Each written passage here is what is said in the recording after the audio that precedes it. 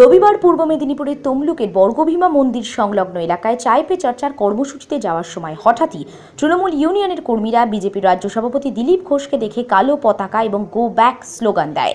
তবে সেই স্লোগানকে তোয়াক্কা না করেই তাদের দিকে হাত নাড়িয়ে চায় পে চর্চার কর্মসূচিতে এগিয়ে যান দিলীপবাবু এবং তার দলের কর্মীরা। এরপর বর্গভীমা মন্দির সংলগ্ন এলাকায় একটি চায়ের দোকানে চায় পে চর্চা কর্মসূচিতে যোগ দেন তিনি বলেন, মুখ্যমন্ত্রীর মাথা ঠিক নেই, তার ভাইয়ের আর কি বা হবে। চোর গুন্ডা পকেটমারদের নিয়ে দিদির এই রাজনীতি।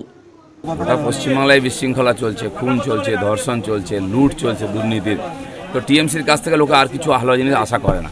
আমরা সকালবেলায় গঙ্গার ধারে প্রাতঃভ্রমণে গেছি, সেখানে যদি কেউ কালো পতাকা দেখায় তো ভাবতে হয় যে মাথার ঠিক নাই, সরকারি নেই, পার্টি নাই, মুখ্যমন্ত্রীর মাথার ঠিক নেই, তার ভাইদের কী হবে?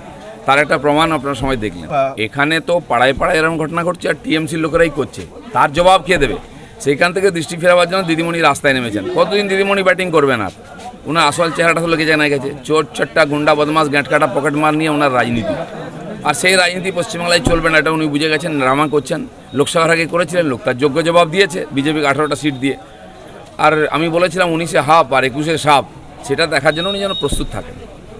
কি শহর ঘুরে কি বলছেন? ঠিকই আছে, বিজেপি আছে, সবাই আমাদেরকে নমস্কার করছে, হাত দেখাচ্ছে, সুপ্রভাত বলছে। যাদের দোকান উঠে যাচ্ছে তারা চেঁচামেচি করছে, যাদের মুখ কালো হয়ে যায় তারা কালো পতাকাই দেখাবে।